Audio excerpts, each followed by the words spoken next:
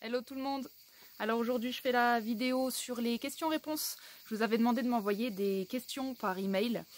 Vous avez été plutôt nombreux, donc je suis vraiment contente que vous soyez comme d'habitude participatifs aux idées. Je trouve ça génial. J'ai laissé passer plusieurs jours entre le moment où j'ai reçu les questions et maintenant parce que j'avais envie de les oublier.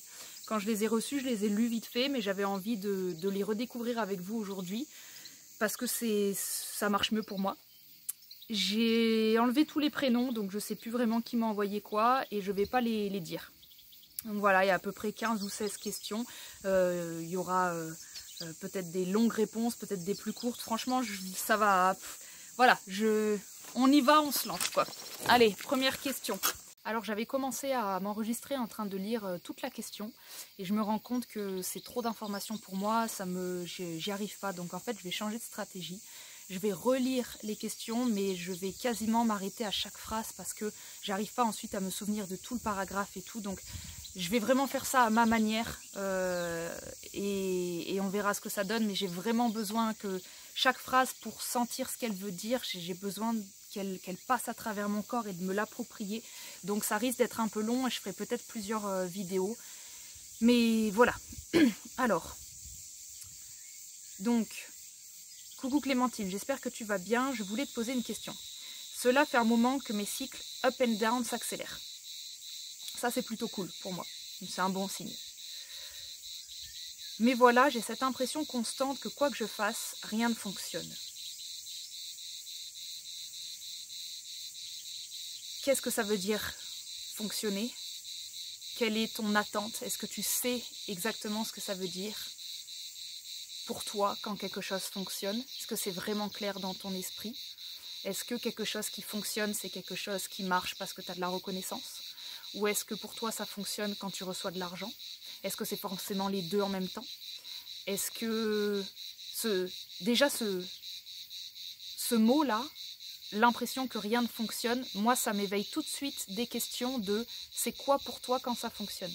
Parce que si selon toi, quand quelque chose fonctionne, c'est tout de suite une sorte d'image réussite sociale, c'est-à-dire on a tout de suite l'argent, on a tout de suite de la reconnaissance, on a tout de suite le succès, ça va être difficile. Il va falloir peut-être revisiter le concept de fonctionner. Peut-être que dans certains stades, c'est pas fonctionner qui est le plus important, c'est d'aller au bout des choses, c'est déjà de prendre des risques, c'est déjà de pouvoir analyser les résultats, c'est déjà de pouvoir continuer, peut-être de pouvoir persévérer. Alors je ne connais pas la suite du texte, hein, c'est le parti pris, c'est le risque que je fais avec cette vidéo, c'est qu'en m'arrêtant à chaque phrase, il est fortement possible que parfois j'ai des réponses dans les phrases d'avant. Mais à nouveau, c'est comme ça que j'ai l'intuition de le faire. J'ai ouvert un atelier de poterie, qui est ma passion depuis toujours. J'ai déménagé de la ville où j'habitais. J'ai arrêté de fumer. Enfin bref, j'ai fait tout ce que mon corps, mon cerveau et mon cœur me disaient. Mais je ne suis toujours pas pleinement satisfaite. Donc en fait, effectivement, cette phrase, elle répond à c'est quoi pour toi fonctionner? Tu nous le dis. Pour toi, quelque chose qui fonctionne, c'est donc faire tout ce qui est bien. Faire tout ce que mon corps, mon cerveau et mon cœur me demandent. Sur le papier, bah oui, c'est ça qui fonctionne, hein, c'est écouter ton cœur, ton cerveau, ton corps. Sur le papier, ça fonctionne. Alors pourquoi ça fonctionne pas? Pourquoi si tu as écouté ton corps, ton cerveau et ton cœur, ça ne fonctionne pas? C'est pour ça que dès le début de cette question, j'ai déjà envie de remettre en question ça veut dire quoi réussir pour toi, et à aller creuser si on n'est pas sur une image transmise de la réussite sociale. Quand tu me dis que ta poterie c'est ta passion depuis toujours, ça c'est fonctionnel. Une passion c'est fonctionnel. Quand tu commences à essayer d'en faire quelque chose qui fonctionne, qu'est-ce que ça veut dire? Voilà, pour le moment j'en suis là, tu vois. D'ailleurs dans cette vidéo j'aurai pas forcément des réponses. Je me rends compte là en le faisant avec vous, je me dis tiens, c'est peut-être pas des réponses que je vais apporter, mais des questions. Pendant mes moments de pure joie, bonheur et autres, j'arrive facilement à accepter tout ce qui me vient. Mais j'ai quand même une partie de moi qui n'est pas pleinement satisfaite. Niveau financier, c'est zéro absolu. Du coup, je voulais savoir si c'était les énergies du moment qui font que je suis plus ou moins à l'arrêt, ou si c'est moi personnellement. Là, je retrouve la même dissociation. Quand tu me demandes si c'est toi ou si c'est les énergies, je retrouve la même dissociation que je ressens avec la réussite. C'est-à-dire, est-ce que je réussis selon mes critères? Qu'est-ce que ça veut dire pour moi réussir? Est-ce que je le sais personnellement? Est-ce que pour moi réussir, c'est pas simplement je fais une poterie qui me plaît? Et le deuxième niveau de où est-ce que je réussis selon ce que mes ancêtres disent que la réussite est, selon la comparaison sociale. Il y a vraiment quelque chose qui est en train de lutter en toi pour t'aider à te déconditionner de peut-être ce que tu penses être réussir, de cette façon qu'on a à vouloir toujours plus, à rendre nos potentiels extraordinaires, alors qu'en fait, déjà, niveau financier, tu dis c'est le zéro absolu. Moi, ça me pose vraiment la question de si on part du principe que tu es ça, là, tu n'as pas de sous, mais tu as une passion, on tombe vraiment dans le truc de l'artiste. Et le problème de l'artiste, je pense, que c'est qu'au fond, il n'a pas envie de réussir. Parce que je pense que pour lui, réussir dans les mémoires de l'archétype de l'artiste, c'est se conformer. Et je pense que lorsqu'on a du talent, on est confronté à ce besoin matériel de grandir, forcément, à cette expansion. Et je pense que c'est en lutte avec... Je n'ai pas vraiment envie de polluer ma passion. Je n'ai pas envie que ce qui faisait battre mon cœur depuis que je suis petite et qui est la poterie, par exemple, j'ai pas envie de donner ça à la société. J'ai pas envie que ce soit réquisitionné par quelque chose qui veut le monétiser. Et je pense qu'une partie de toi protège ça. La question, c'est pas est-ce que c'est bien ou c'est mal, c'est déjà, est-ce que tu peux observer ça? Est-ce que tu peux observer la partie de toi qui cette lutte intérieure entre une envie de maintenir une sorte de marginalité, une sorte de fierté. Tu vois, quand la phrase qui parle de ta poterie, je ressens énormément de fierté dessus. C'est comme si c'était la phrase que tu avais le plus aimé écrire dans le texte. C'est ça qui me parle. Et c'est comme si elle brille tellement, cette phrase, qu'elle ne s'abaissera pas à l'argent, tu vois. Et donc, du coup, tu bouges tout autour. Tu déménages, tu arrêtes de fumer, tu fais tout ce qu'il faut faire.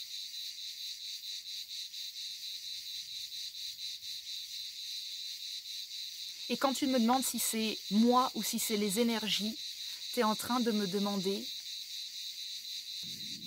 est-ce que j'ai le droit d'avoir une excuse extérieure à moi pour justifier que je ne veuille pas vendre ma poterie, c'est-à-dire vendre mon âme dans mon schéma intérieur? La raison pour laquelle tu fais exister deux plans, c'est qu'il va falloir de plus en plus descendre de celui où tu attends une validation, un bon moment, une opportunité. Donc tu vas me dire, bah, c'est ce que j'ai fait quand j'ai arrêté de fumer, quand j'ai déménagé. Oui, mais j'ai l'impression que sur ce plan, tu réponds aux mémoires, c'est-à-dire à ce que l'on veut de toi, à la partie de toi qui n'accepte pas l'artiste, la partie de toi en fidélité familiale, même si, et c'est probable dans ton système, même si t'as envoyé chier les figures parentales qui refusaient l'artiste, il y a une petite fille en toi qui n'avait pas envie de perdre les parents. Il y a une petite fille en toi qui s'assure que le lien ne soit pas complètement déconnecté de la société. Et cette partie-là, elle a peur de l'artiste. Elle a peur de ce genre de personne qui ira nulle part avec la poterie, etc. Et donc, il faut bien voir que tu as juste deux mouvements en toi et ils ne se font pas confiance. Et pour moi, ton message reflète une sorte de parent en toi qui a envie de dire à l'artiste on ne peut pas faire que ça, et l'artiste qui va lui, quelque part, saboter un petit peu, protéger ce qu'il a envie de faire, et sa manière de se protéger des mémoires, sa manière de ne pas tomber dans l'obligation du métro boulot dodo, c'est que ça reste une passion, c'est que ça reste marginal, c'est que ça ne rentre pas dans les cases. Et quand ça ne rentre pas dans les cases, quand on refuse quelque part le côté un petit peu ordinaire ou contraint du boulot alimentaire, eh bien on n'a pas d'argent. Voilà, ça va souvent avec. C'est pas une fatalité, là je lis juste une expression personnelle. Et il y a une dernière phrase qui dit j'ai envie de tout arrêter et en même temps non, j'ai l'impression d'être coupée en deux. Ah bah voilà, donc cette phrase-là, elle résume tout. Quand j'ai envie de tout arrêter, là, on est du côté de ta passion artiste qui en a marre de s'épuiser à essayer de monétiser quoi que ce soit. Elle est fatiguée parce qu'à elle, on lui demande d'être plus que ce qu'elle est. Or, lorsqu'elle fait de la poterie, elle se sent déjà complète. Elle se sent déjà vivre, elle se sent déjà utile, elle se sent déjà en vie. Donc, bien sûr qu'elle a envie d'arrêter tout le surplus, qui essaye de l'épuiser à essayer de rendre ça, de faire quelque chose. Et en même temps, non, dans ta phrase, ça c'est l'autre partie, hein, j'ai l'impression d'être coupée en deux. Alors à chaque fois que j'ai dit les mémoires hein, dans cette vidéo, c'est vraiment pas mauvais, c'est juste, voilà, il va falloir trouver de la place pour la partie en toi qui a quand même envie de s'expanser et l'artiste. Ma question est donc, qu'est-ce que je peux faire? Est-ce que mon astrologie me montre la voie? Oublie ça. Je suis pas sûre du conseil que je vais te donner, donc franchement, t'en fais ce que tu veux. Mais moi, j'ai l'impression que la partie de toi qui a besoin de stabilité, elle serait ravie d'avoir une sorte de boulot un peu alimentaire. Et c'est pas forcément un boulot alimentaire, n'a pas besoin d'être à l'opposé de toi. Ça pourrait être un truc que tu fais avec la poterie, ça pourrait être quelque chose que tu fais d'une autre activité, mais quelque chose à laquelle tu n'es pas attaché, à laquelle ton identité n'est pas attachée. Un peu comme si tu l'avais fait toute ta vie et que franchement, c'est pas... Mais tu peux pas... Je sais pas que tu peux pas, mais moi vraiment pour l'expérimenter, je le comprends. On peut pas mettre au même endroit quelque chose qu'on a envie de laisser pur et au même endroit un truc qui va nous le salir avec l'argent. Ce truc-là, il y a plusieurs possibilités vraiment de le résoudre. Hein. C'est soit la passion, on la monétise, etc. Mais vraiment, là, moi j'ai envie de dire, est-ce qu'il y a une possibilité pour toi d'arriver à imaginer, de faire de l'argent concrètement tous les mois ou de te mettre au chômage et de comprendre que ton argent vient tous les mois. Vraiment, comme si l'objectif là, premier, n'était plus d'essayer d'exploiter ta poterie pour essayer d'en vivre, c'était d'essayer d'avoir une stabilité financière. Quand tu as une sorte de stabilité financière, que ce soit avec le RSA ou un mini-boulot ou un truc que tu fais à côté, rien à voir mais quand même t'aimes bien, quand tu arrives à avoir un truc qui rentre comme ça, alors peut-être que la poterie va pouvoir s'ajouter dessus. Peut-être que si tu fais des séances de à côté, de je sais pas, n'importe quoi, une autre formation que tu as, je dis n'importe quoi, de l'énergétique, un truc juste qui rentre. Ensuite, ta poterie, elle pourrait venir magnifier, je sais pas comment on dit ce verbe, magnifier le tout, voilà, le rendre magnifique, le rendre subtil. Moi, j'ai souvent remarqué que les passions comme ça, elles ont pas besoin d'être centrales. Parfois, elles viennent juste rendre encore plus beau, donner une dimension spirituelle à notre boulot alimentaire. Voilà, je me rends compte que chaque vidéo va être plutôt longue. Hein. Je pensais pouvoir, moi, faire les 16-17 questions comme ça en 1 heure, mais pas du tout. Si je veux faire du bon travail, en fait, j'ai besoin de prendre le temps avec chaque texte parce que chaque texte, moi j'adore, hein, je vous dis là, ce format, parce que d'avoir le temps de regarder vos mots, de voir que les phrases, quand tu prends le temps, hein, elles se répondent. On dirait que c'est vivant dans le texte, j'adore ça.